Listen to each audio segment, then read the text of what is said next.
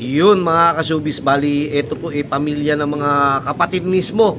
Direktang mga kapatid ng first overall o direktang mga kapatid na naglabas ng first overall champion ng. Yun, magandang umaga po mga ka-showbiz. Nandito tayo sa ating breeder's loft. Pinadala po natin yung ano natin, yung pang MacArthur. Nandiyan po, kasama po yung anak po ni Tanse. Si Tanse, unfortunately, hindi na po siya nakauwi, pero may pabao naman po dito dahil yung itlog po ni Tanse nung panahon minumotivate natin siya, dinala natin dito, then meron po siya naiwan na inakay po dito. Ito po, pero hawakan po natin yung, yung ating panlaban ng MacArthur. Andali po ito po yan. Andali po, mahirap hawakan pagka nag-iisa talaga na ikaw nagkakamera. Ito po yung pang MacArthur natin. Ayan po, naka MacArthur ring po natin. Malapit na po yung karera po natin by na siguro next week yata ang kargahan. Pero good luck dahil sa Saturday Tacloban race na po. Marami pa pong dugong bait na lumalaban po. Sana nga po yung mga live o kahit hindi live, basta lahat po sana maganda po yung maging resulta. Ito po, papakawalan po natin to. Tingnan po. Ito po, pinakawalan ko na po. Ayun. Yung ibon po natin talagang kailangan tiyagain. Tapos kahapon lang po, kagagaling lang po ni Sariaya, Quezon po yan. Then mamaya mag-usap po tayo, may tatakil po tayo. Si Bait po naghahanap po dito ng dalawang young bird. Ipang-out po natin para po doon sa may cancer na stage 4, asawa ni ni Egay Hardin. Then yung doon sa nanay naman po ni sa dami ng tinutulungan natin, si Gisalba, Marlon Gisalba, hahanapan din natin po, may cancer din po. Yung isa lang cancer, yung isa cervical cancer. Kaya napakahirap po, kaya lalo na po ngayon, ang taas ng paninda, ang taas ng mga gasolina, ang taas ng bigas. Tapos magkakasakit pa, napakasakit naman po talaga nun. Pero mamaya hahanap po tayo dito. Nakukulitan po ako sa pusa ko nandito, dikit ng dikit. Ayan yun makulit ng pusan to, dikit ng dikit, pero nakakatulong po natin dito. Tapos maraming salamat po doon sa mga nag-comment po doon sa mga panlaso ng pandaga. Na-resolbuhan na po natin. Marami po tayong, di na lang natin binidyon yung mga patay na daga kasi nga po para bilang galang na rin din doon sa mga daga. Uy! Ang kulit ng aking pusa. Mamaya, ito pala, papakawalan ko rin yung isa. Ito po kasi isang south din po namin to. Pero hindi na namin nilaban, putol na to Kaso sabi ko nga, baka mamaya ayan po, ito po. Paring Emil Romero to. Hindi naman pumapares to doon gagawa na lang natin ng paraan na may laban na lang natin susunod. Pero para hindi matagta, hindi ma-off yung ibon, pakawalan po natin. Pinakawalan na po. Mamaya po natin ituloy. Babalik na rin yung camera para makahanap na po tayo ng ating pang dodonate na ibon. Sige po. What's up mga showbiz? Yun, nandito tayo sa ating kak section. Plano nating tawag dito, ilipat na to. Pero kasi konti na sila dito gagawin natin si Mang Lloyd at si Ian Lloyd, yung kanyang anak plano mag-breed kasama ng kanyang kaibigan. Lalaro po sila ng BBC. Tayo bilang kaibigan naman natin sila, yung mag-ama at yung kaibigan ni Ian Lloyd na si Baloloy, susuportahan natin, pahiramin natin ang kak. Ito kay Mang Lloyd, papahiram natin to. Ipapares niya to doon sa doon sa asawa ni Tanse. Ito po stitch po natin dito, regalo na lang po sa atin to. Bali yung magulang po nito galing po sa akin. Ito pong kak na to kapatid po ng Leyte Javier, Uwing Pampanga. At Katbalogan Daybird, winner po yun. Uwing Pampanga po. Ito po pagagamit muna natin kaya to kay Mang Lloyd. Iingatan naman to dahil hindi naman natin nagagamit kasi ginagamit natin yung lolo nito. Yung lolo't lola niya nung ginagamit natin. Kung basta reserva lang to pag naplatan. Kaya marami rin po tayo dito yung mga pamilya ng overall o kapatid ng mga overall o mga kapatid ng champion. Binibili o humihirit tayo ng palitan. Makipagpalitan po ako sa mga kapatid ng overall o kapatid ng champion. Ganun po ginagawa ni Bait para na dudugtungan po natin, hindi na po tayo todo nagpapasok ng ibang lahi. Ang pinapasok na lang po natin yung ating mga may dugong bait. Ito po ang gagawin po natin, nahanap po tayo either netong itim, kasi gusto ni Mang Lloyd itim eh. Hindi ko maintindihan kung bakit eh. Ito, positive na to. Then, etong may isang itim dito, alam naman pairam ko sa kanya galing to. Okay, Ian Lloyd, nasan ba yun? Meron dito yung anak ni Tanse eh. Nasan ba yung ano? Itim po yung singsing nun eh. Wala ni anak ni Tanse. Ayun po, yun nandun sa dulo. To, alam ko, itim ang singsing na ito eh. Tingnan natin. Ay, hindi, pula. Kasi itim na pinahirap sa atin ni Mang Lloyd ng singsing. Ito pala po, to, itim ang singsing po nito. Papairamin po natin, din hahanap po tayo doon sa stock hen natin. Katulad niya, may humahalik na dyan. Oh. May mga, okay, pwede po doon. Hahanap po natin para sila po mag-breed doon sa Santa Mesa, doon po sa bahay ng kaibigan ni Ian Lloyd. Teka po, huling ko muna po, mamaya po natin ituloy, saglit po. What's up mga ka-showbiz? Yun mga ka-showbiz, bali ito po pamilya ng mga kapatid mismo, direktang mga kapatid ng first overall o direktang mga kapatid na naglabas ng first overall champion ng 2024, lipad 2025. Ito po mayroon ditong katulad po nito nasa harap. Ito naman po as of Matnog po, first overall na po sa FPR yung kapatid po nito. Stitch po to ni Stitch Albayet, pero naglipad po to nito si Ryan Manaloto. Yung po naman yung nanalo ngayon sa MacArthur Leyte, clocker po ng FPR naman po din. Ito naman po anak po to ni Stitch sa Cross 8 Tacloban.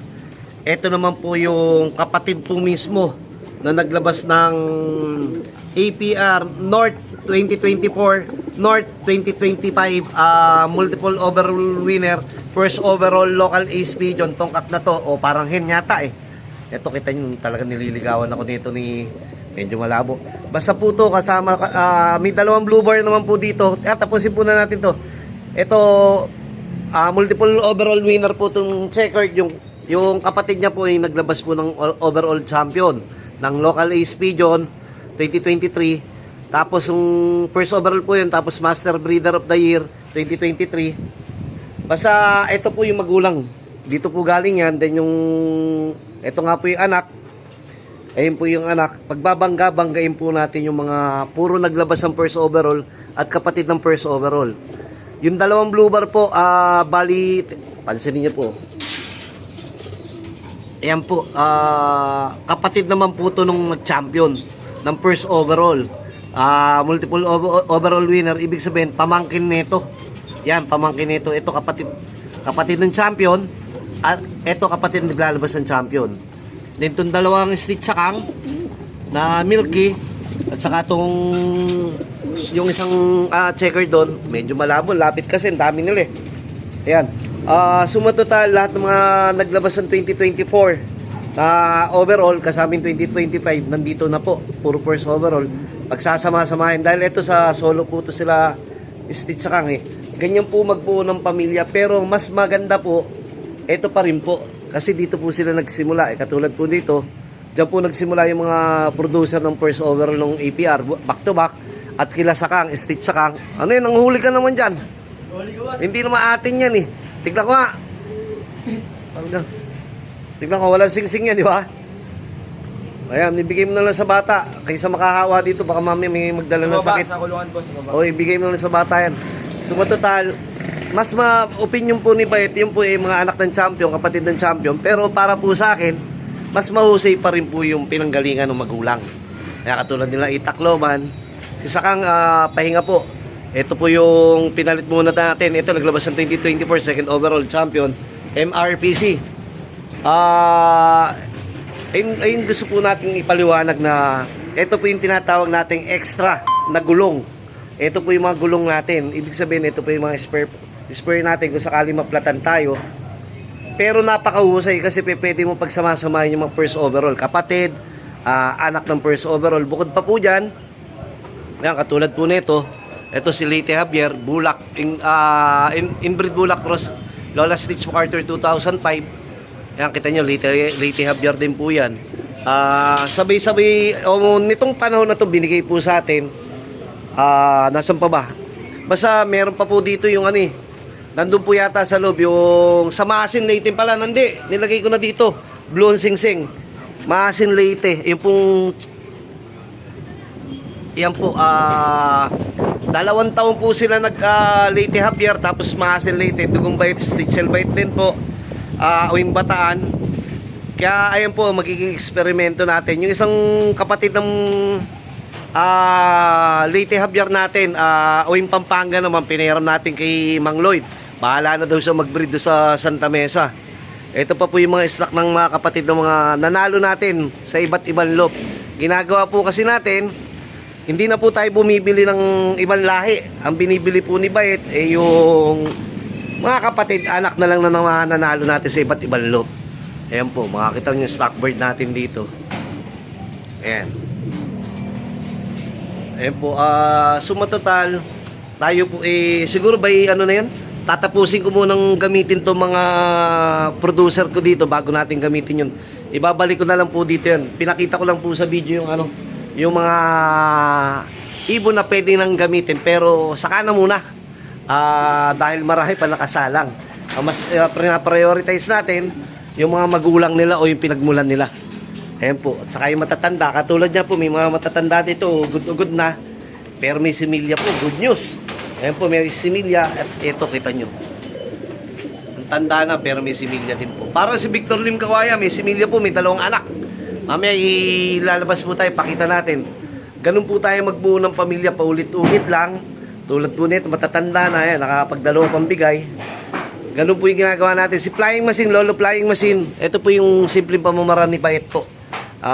Kahit marami po tayong rating na ibon na galing sa iba't ibang lot po, kapatid ng champion natin, priority pa rin po natin yung mga sinaunang matatanda natin. Nakita nyo, matatanda na yun. O, kita mo tawag dito si Takmak 14. Tak 41 pala, ayan. Ito, merong matanda dito, nagbigay na. Tapos, ito, nagbigay din si Flying Machine, Lolo Flying Machine, 2007. Bukas ko titignan, after 2 days pa, makikita ko may similya o wala. Pero may 2 sang itlog. Ayan, ito po si Lolo Flying Machine against the light, Mamaya po natin ituloy dahil kailangan ko pong umuwi. Dahil may sasakatuparan po akong aabutan ng ating lambing. Basta lagi po kayo mag-iingat, tapos suportahan po natin yung ongoing na pa-auction natin doon sa ating 2 tinutulungan. At meron pa po tayong mga nakabinbin. Pasensya po, masama ang pakiramdam ni Bait, iba po ang boses ko. Sige po. Yun, magandang hapon po. Ito po si Bait. Gaya ng pangako ko po, kasama po tayo sa laban sa buhay nila Marlon De Salva. Marlon De Guzman De Salva po. Yung nanay niya po ay kasalukuyang meron pong lung cancer. Sumatotal, ito po yung ibon ni do-donate po natin. Tapos, siyempre, dasal po ni Bait ang agarang pagbuti ng kalagayan mo, mother. Ganito po, ito po yung ring number 131-0199. 131-0199. Ito po, ayan. Ang nanay po nito, ang tawag po doon si Golden. Anak po yun ni Stitch Sakang Cross 8 Tacloban. Yung nanay po nito, kapatid po mismo ng daybird po natin ng Katbalogan 2023, 12 overall natin po ng young bird. Then yung nestmate po nun, Katbalogan din po natin, naman po yun, second day ng Katbalogan. Then yung kapatid po ng nanay nito, kapatid po ng mga winner ko, naglabas naman po ng 2023 Tacloban. Hindi po nabantayan, pero 596 po yung speed o 595. Then the following year 2023, lipad 2024, solo complete lacking ng APR. First overall ng young bird, second overall ng all bird, Tacloban winner, multiple overall winner nila Kent Moran. Ayan, may Dugong Bait. Sumatotal, nakakross naman po yun sa kapatid mismo ng Calbayog champion ng 2023. Then 3 lang po yung pumarte ng CRPC o COA. ano po yung kapatid po mismo yung tatay nito. Naging MacArthur finisher din po yun at Calbayog champion. Yun po, ang lahi naman po nun anak po ni Calbayog 17. Si Calbayog 17, anak po ni Daddy Basco, Mami Basco. Ibig sabihin, kapatid po ng ano yun, kapatid po na Basco Batanes champion natin na recently para nag top 6 o top 7 ng Young Bird All Bird, yung apo nun kay paring Jimmy.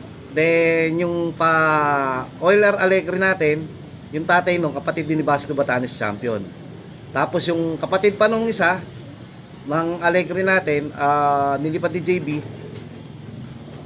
nakatop lang po, muntik makasolo ng ARCPI Tacloban. Then ano pa po yun, nag MacArthur yung nestmate niya po. Yun po, sumatotal dapat complete blocking yun. Then yung kapatid pa po ng tatay nito, first overall, second overall ng 2021, tapos multiple overall winner ng NFC. Kung nilipad sa MMFC yun, possible first overall po yun. Ito po, papa-auction na lang po to sa, bahala na po sila dito, si Marlon. Basta ang importante, makasama po tayo sa laban nila sa buhay. Mamaya po, abangan nyo po, meron pa po tayong isang ibibideo, ipo-post screen po, para naman po doon sa doon sa may cervical cancer. Doon po sa asawa po ni may bahay ni paring Egay Hardin. Sige po, lagi po tayo mag-iingat, napakahirap ng buhay. Mahirap magkasakit. Sige po.